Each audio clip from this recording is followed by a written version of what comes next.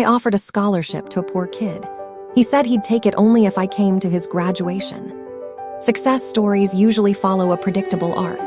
Someone offers help, the recipient accepts gratefully, works hard, and succeeds while the benefactor watches from a comfortable distance.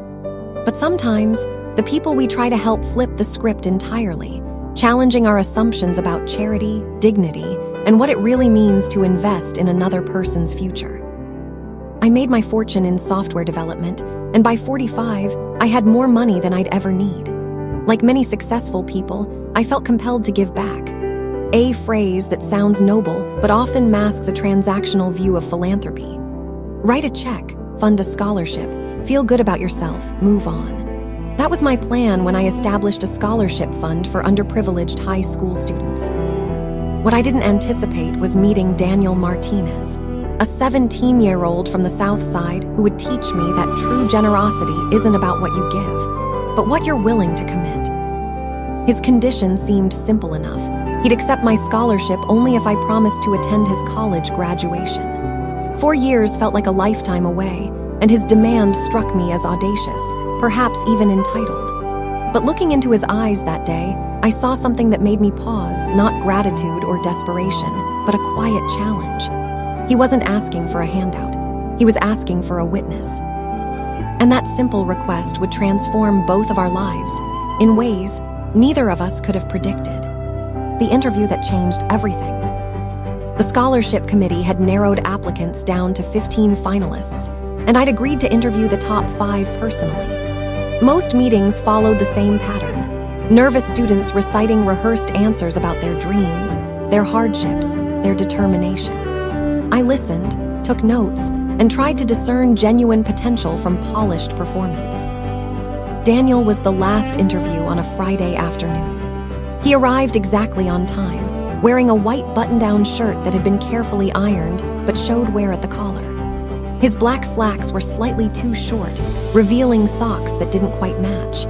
Everything about his appearance suggested someone who tried his absolute best with limited resources.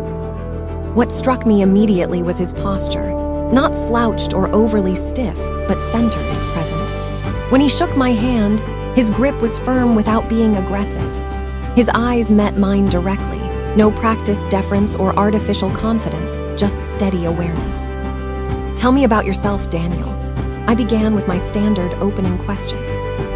"I'm the oldest of 4 kids," he said. "My mom works 2 jobs, housekeeping during the day, stocking shelves at night. My dad passed away 3 years ago. Construction accident. Since then, I've been helping raise my siblings while trying to keep my grades up. I'm ranked 7th in my class, captain of the debate team, and I work weekends at the community center teaching kids coding basics." He delivered these facts without drama or appeal for sympathy, just straightforward information. But what came next changed the entire trajectory of our conversation. "Mr. Thornton, I've read about your scholarship. It's generous, full tuition, books, living expenses for 4 years. That kind of money could change my family's entire situation. But before we go further, I need to know something." He leaned forward slightly. "If you give me this scholarship, will you actually care what happens to me? Or am I just a tax deduction and a feel-good story for your foundation's annual report?" The question hit like a physical impact.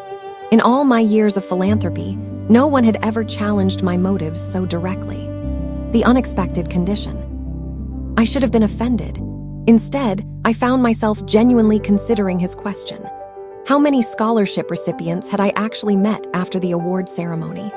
How many graduation announcements sat unread in my assistant's files? How many lives had I changed without ever really knowing the people behind the applications? "That's a fair question," I admitted.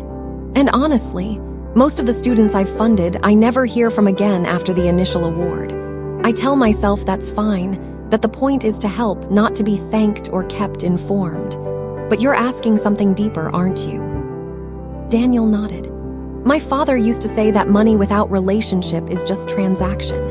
That real change happens when people actually invest in each other, not just in causes or categories. You don't know me, Mr. Thornton. I'm just another poor kid with good grades and a sad story. But I need to know that if you fund my education, you'll actually believe I can make it. not theoretically, actually. How would I prove that? I asked, genuinely curious. Come to my graduation, he said simply. 4 years from now, when I walk across that stage with my bachelor's degree, I want to see you there. Not sending a representative, not writing a congratulations card. You, personally, sitting in those uncomfortable auditorium seats for 2 hours watching hundreds of students graduate just to see me get my diploma. The request seemed simultaneously humble and audacious. 4 years was a long time. I had commitments, travel, business obligations. What if I was overseas? What if something came up? But as I looked at this 17-year-old kid who just laid down a challenge wrapped in a request, I realized what he was really asking. Will you treat me like I matter, or like I'm charity? And if I can't make that commitment, I asked, then I'll respectfully decline the scholarship, Daniel said without hesitation. I'll find another way. It might take longer, I might graduate with debt, but I'll do it knowing that whatever I accomplish, I did it through relationships that mattered, not handouts from people who never really saw me. That's when I understood. This wasn't about the graduation ceremony. It was about dignity, accountability, and the difference between being someone's project and being someone's person. Okay, I heard myself say. 4 years from now, I'll be there, you have my word. The first year, doubt and discovery. Daniel chose to attend Northwestern University, pursuing a dual degree in computer science and education. The scholarship covered his expenses, but the real challenges were never just financial. First-generation college students face obstacles that money alone can't solve: cultural navigation, imposter syndrome, lack of family precedent for academic expectations. True to our agreement, I didn't just write the check and disappear. I called Daniel once a month, initially out of obligation to my promise, then increasingly because I found our conversations valuable. He told me about his struggles with calculus, his discovery of machine learning, his work-study job at the university library. I shared perspectives on problem solving, connected him with colleagues in tech, and listened when he needed to vent about feeling like he didn't belong. 3 months into his first semester, Daniel called me at 11 p.m., which was unusual. Mr. Thornton, I'm sorry to bother you so late. I don't think I can do this. His voice carried a weight I hadn't heard before. What happened? I failed my first computer science exam. Not just did poorly, failed. 42%. And everyone around me is talking about how easy it was, how they finished early. These kids went to private schools with AP courses and coding camps. I taught myself basic HTML at the community center. I don't belong here. I could hear the defeat in his voice, the temptation to quit before the failure became too public. This was a crucial moment, not for my scholarship investment, but for a young man's entire trajectory. Daniel, did you cheat on that exam? I asked. What? No, of course not. Did you skip class or not study? No, I've been to every lecture, done every problem set. I'm not good enough. Wrong, I said firmly. You're not prepared enough yet. There's a massive difference. You failed one exam in a subject you're learning for the first time, taught at a pace designed for students who have had advantages you didn't. That doesn't mean you can't do it. It means you have to work differently, maybe harder, definitely smarter. We talked for over an hour. I helped him strategize, finding tutoring, forming study groups, talking to his professor during office hours, breaking down complex concepts into manageable pieces. But more importantly, I reminded him of why he'd made his unusual request in the first place. You asked me to come to your graduation because you wanted someone to believe in you through the whole journey, not just at the end, I said. Well, I'm believing in you right now when it's hard and you're doubting yourself. That's what this commitment means. Becoming more than a benefactor. By Daniel's second year, our relationship had evolved beyond mentor-mentee into something closer to genuine friendship. He'd not only recovered from that first failed exam, but had ended his freshman year with a 3.7 GPA. More importantly, he'd found his community, other first-generation students, a supportive professor who became his advisor, and a research lab that valued his unique perspective. But the transformation wasn't one-sided. Daniel challenged me in ways I hadn't experienced in years. When I complained about a business deal falling through, he asked why I was pursuing it if it didn't align with my stated values. When I mentioned canceling a family vacation due to work, he questioned whether I was making the same mistakes that had cost me my first marriage. His questions weren't impertinent. They came from genuine care and the kind of honesty that only exists in relationships not defined by power imbalance. "You know what's interesting?" Daniel said during one of our monthly dinners. We'd started meeting in person when I was in Chicago. "You gave me money to change my circumstances, but our conversations have changed my thinking. The money gets me through college. The relationship is teaching me how to be the kind of person who deserves to be here."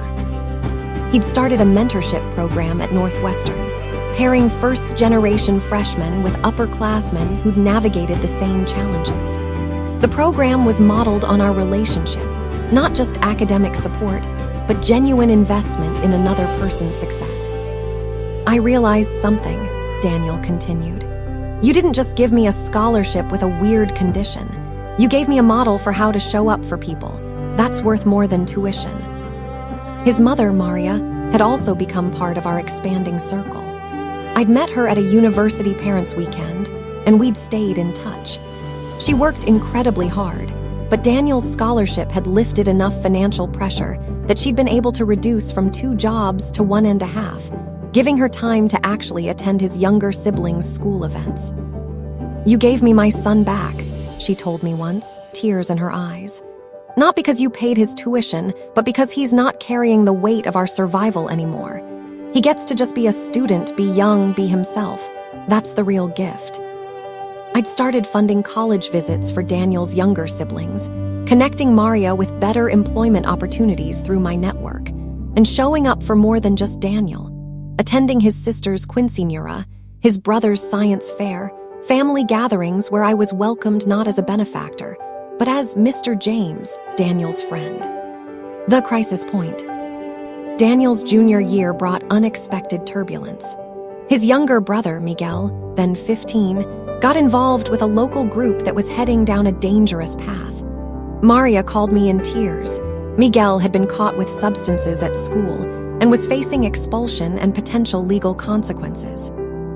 Daniel immediately wanted to leave Northwestern and return home to help his family. "This is my fault," he said when he called me. "I've been here focusing on my degree while my brother needed me. I should go home, get a job, be there for them." It was a pivotal moment that tested everything we'd built. The easy response would have been to tell him to stay in school, that his brother's problems weren't his responsibility. But that would have ignored the reality of his life. That family obligation wasn't optional for him. It was fundamental to who he was. "Let's think this through together," I said. "What does Miguel actually need right now?" We spent hours strategizing. I connected Maria with a good attorney who took the case pro bono. Daniel worked with his professors to arrange a 2-week leave to go home and help stabilize the situation. I flew to their city and met with school administrators, not to excuse Miguel's behavior, but to ensure he had access to counseling and alternative educational options rather than simply being discarded. But the most important intervention came from Daniel himself. He sat down with Miguel and had the conversation their father would have had if he'd been alive, about choices, consequences, potential, and the weight of watching people who love you sacrifice for opportunities you're wasting. "I'm not staying at Northwestern because I'm selfish," Daniel told his brother. "I'm staying because every day I succeed, I'm proving to everyone who looks at our family that we're capable of more than what poverty tries to tell us we can be. But that only matters if you're succeeding too. Not my success, yours. Your choices, your effort, your future." Miguel entered an intervention program. The legal consequences were mitigated to community service. Daniel returned to school emotionally exhausted, but with a deeper understanding of how complicated real life is, how solutions are rarely simple, and how showing up for people means showing up for all of them, not just the easy parts. "Thank you for not telling me to just focus on school and ignore my family," Daniel said later. "That's what most of my professors suggested. But you understood that I can't compartmentalize like that. My success isn't separate from their well-being, it's connected. The final year and unexpected turns. Senior year brought its own challenges and triumphs. Daniel was recruited by 3 major tech companies for internships that could lead to 6-figure starting salaries. He was also accepted to graduate programs at MIT and Stanford.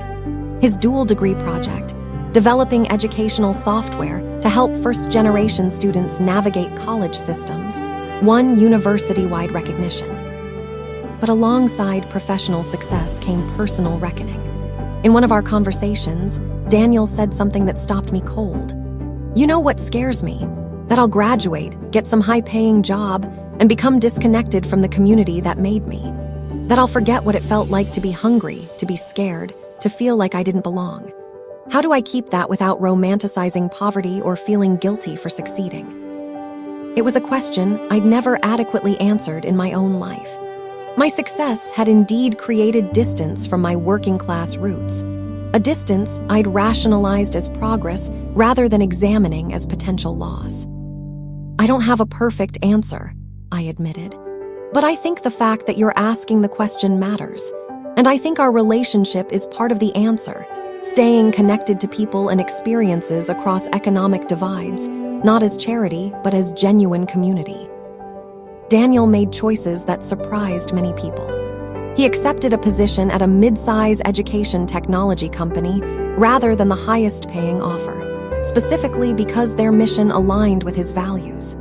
He committed to teaching a coding class at the community center where he'd first learned HTML. He started a scholarship fund of his own, modest, just $2,000 annually, but accompanied by the same condition he'd given me.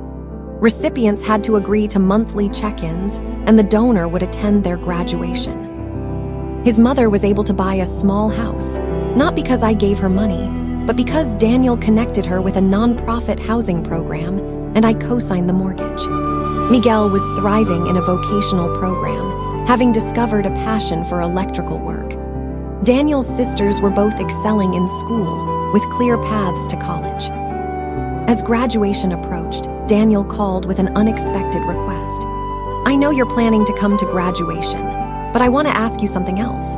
Would you consider meeting my extended family the night before? My aunts, uncles, cousins, they've all watched this journey and they want to thank you. Not formally, just. They want you to know that you changed more lives than just mine." That evening, surrounded by 3 generations of the Martinez family in a backyard full of homemade food, mariachi music, and genuine warmth, I understood what Daniel had known 4 years earlier. The relationship was always the point, not the transaction. Graduation day. Northwestern's graduation ceremony was held on a bright May morning, with thousands of graduates and tens of thousands of family members filling the stadium. I'd cleared my entire schedule, flown in the night before, and secured seats with Daniel's family: Maria, Miguel, his sisters Sophia and Carmen, and his grandmother who'd driven up from Texas. As we waited for the ceremony to begin, Maria leaned over and said, "You know, when Daniel first told me about his condition for the scholarship, I thought he was being foolish. I told him not to jeopardize this opportunity with demands. But he said, 'Mama, if he won't commit to seeing me finish, then he doesn't really believe I will finish, and I need someone to believe.'" She paused, wiping her eyes. "You believed, and because you believed, I believed differently too. Not just that he could do it, but that we deserved this. That we weren't charity cases, we were people worth investing in." When Daniel's name was called, Daniel Miguel Martinez, Bachelor of Science in Computer Science and Education, summa cum laude, his entire family erupted. I found myself on my feet, cheering louder than I'd cheered for anything in years, as this young man who challenged me 4 years ago walked across that stage with confidence and dignity. But the moment that truly mattered came afterward, during the informal reception on the lawn. Daniel made his way through the crowd to where I stood with his family. "You came," he said, though he'd never doubted I would. "I promised," I replied. "But honestly, I wouldn't have missed this for anything. Not because I kept a promise, but because I wanted to be here. Because this matters to me. Because you matter to me." He hugged me then, not the polite embrace of a recipient thanking a donor, but the genuine embrace of a friend celebrating with a friend. "Thank you for seeing me," he whispered. "Not poor Daniel, not scholarship Daniel, not first-generation Daniel, just Daniel." Later, as I watched him pose for photos with his family, I realized the profound truth of what had transpired over 4 years. I'd set out to change his life with money.